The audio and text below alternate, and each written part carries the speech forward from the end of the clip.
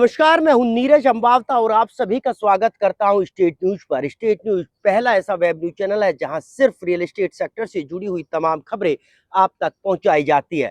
आज हम बात करेंगे गुरुग्राम के सेक्टर 56 की करीब 1 दर्जन के आसपास सोसाइटियों के लिए एक बरसाती नाला कैसे जी का जंजाल बन चुका है और कैसे ये नाला अब यहाँ के रेजिडेंट्स के लिए बीमारियों का अड्डा भी बन चुका है।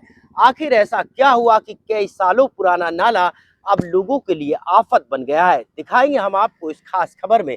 लेकिन उससे पहले अगर अभी तक आपने हमारे चैनल को सब्सक्राइब नहीं किया तो सबसे पहले चैनल को सब्सक्राइब जरूर करें ताकि इसी तरह से हम तमाम खबरें आप तक पहुंचाते रहे। गुरुग्राम के सेक्टर 56 की 1 दर्जन के आसपास सोसाइटियां गंदी हवा वाली सोसाइटियां बन गई है। जी हां, बिल्कुल आपने सही सुना।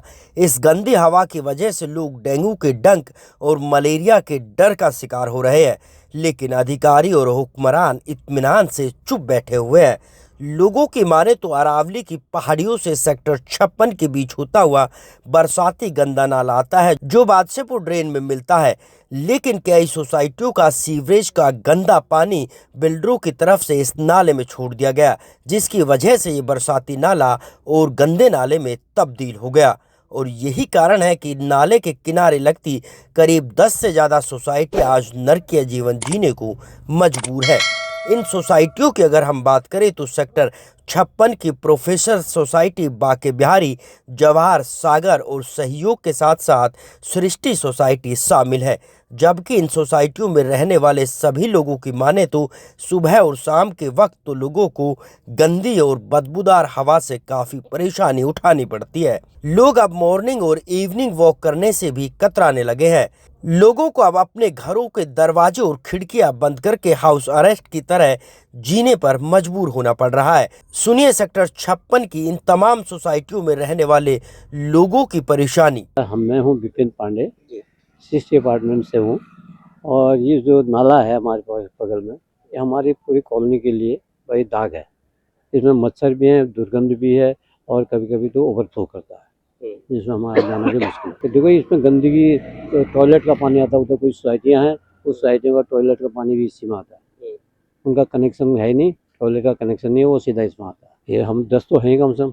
कौन से उधर जो है क्या नाम है sir, मेडिनोवा, Shivani, professor, 60 apartment, Banke Bihari, Jawahar,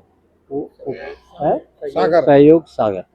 कई बार आज से नहीं, ये तो हम 3-4 साल से देख रहे हैं। लेकिन यार दाइमा जी कभी कभी उसे रिपेयर करवा देते थे, सब जाते हैं अब। लेकिन जब से इलेक्शन हुआ तब से यहाँ कोई रिपेयर नहीं हुआ, कोई ने हमारे सुनने वाला नहीं।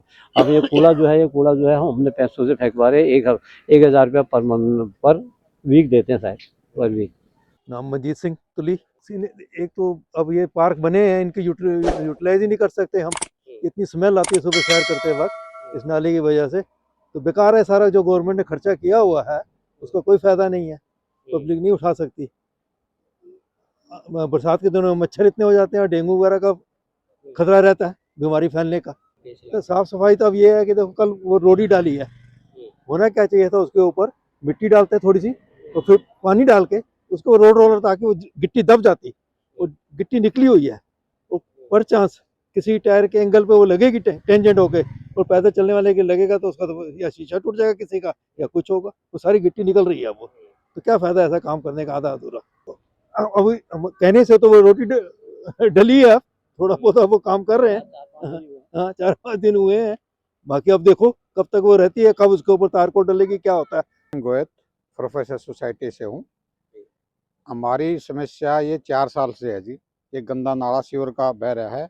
हम चौमासा में तो बिल्कुल हम इतने बुरे हाल होते हैं, हवा चलती है, दरवाजे खिड़की हम खोल नहीं सकते। हमें कई बार एप्लीकेशन दे ली, एनजीटी में भी दे ली, निगम में भी दे ली, कह रहे हैं बंद कर देंगे, बंद। अभी मेरी एप्लीकेशन वहाँ सीएम विंडो में लगी हुई है, लेकिन वो सुनवाई नहीं हो रही उसकी भी। मेरी प्रार्थना है कि हमारी न रोड की सफाई हो रही, न पानी है, न बिजली है। बिजली के तो अब लाइट स्टेशन लग गए हैं, नहीं 6 महीने से तो कोई भी लाइट रोड पर नहीं थी। हाँ बिल्कुल है जी, मेरी सोसाइटी में कई केस आए जी मलेरिया के। तो मैंने एप्लीकेशन भी लिखी थी कि भाई मेरी सोसाइटी सबसे ज़्यादा इफेक्ट करती है, क्यों मेरी सोसाइटी का बिल्कुल टच में है, बाकी तो थोड़ी दूर है, लेकिन पीछे वाली सोसाइटी वाले ने भी कहा था। ये कम से कम 10 सोसाइटी है सर, इस नाले पे दो इफेक्ट कर रही है। ये सागर, सहयोग, प्रोफेसर, सरस्टी, जवाहर, बाके बिहारी। बुजुर्गों को यही है जी, यहाँ ट्रैफिक बहुत ज़्यादा है और यहाँ पर सड़क पे एक साइड में भी चलना जो है ना वो मुश्किल हो जाता है, कोई चला जाए पता नहीं।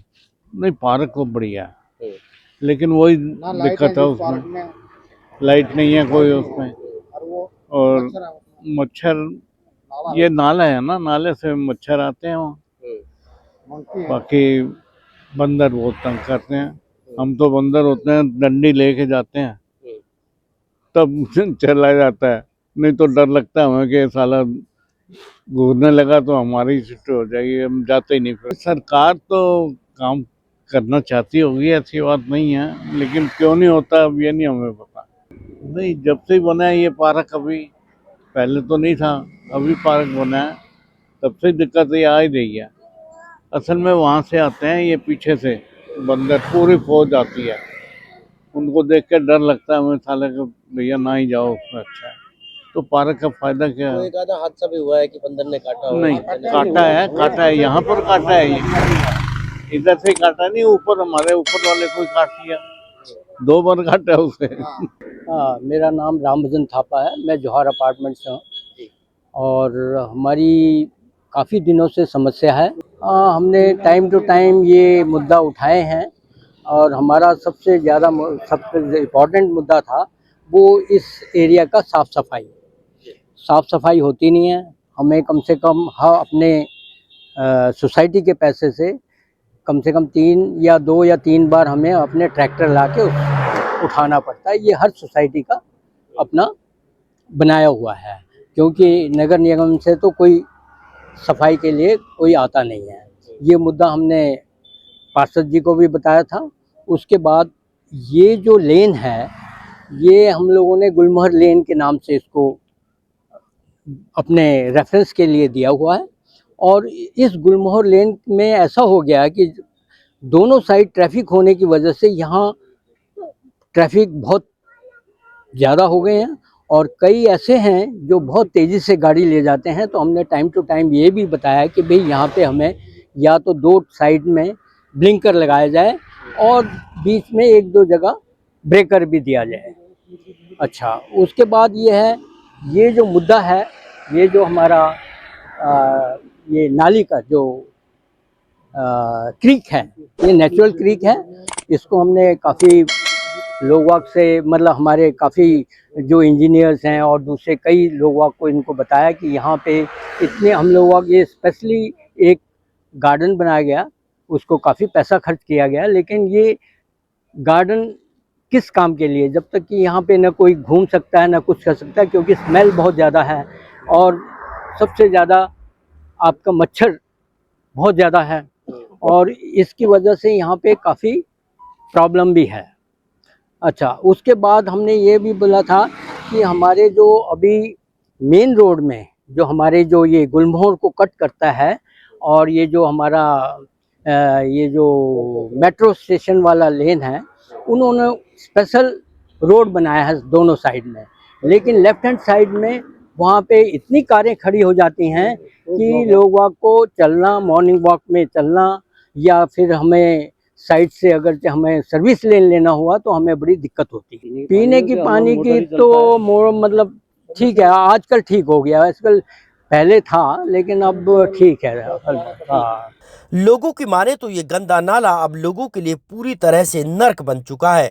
तो वहीं इसके अलावा सेक्टर 56 में साफ सफाई और सड़कों की हालात भी बद से बदतर है, जिसको लेकर इन लोगों ने न केवल गुरुग्राम नगर निगम बल्कि जीएमडीए के साथ साथ एनजीटी में भी शिकायत दी है।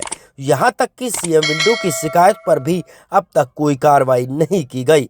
अब सवाल यहाँ सबसे बड़ा ये उठता है कि इन लोगों का क्या कसूर है, जिन्होंने अपनी जिंदगी भर की जमा पूंजी लगाकर अपना आशियाना यहाँ बनाया और रह रहे हैं। सरकार के सरकारी महकमे भले ही गुरुग्राम को डेंगू और मलेरिया मुफ्त करने के दावे और वायदे करते हो, लेकिन ये नाला उन दावों और वायदों को पानी में बहता हुआ दिखाई देता है।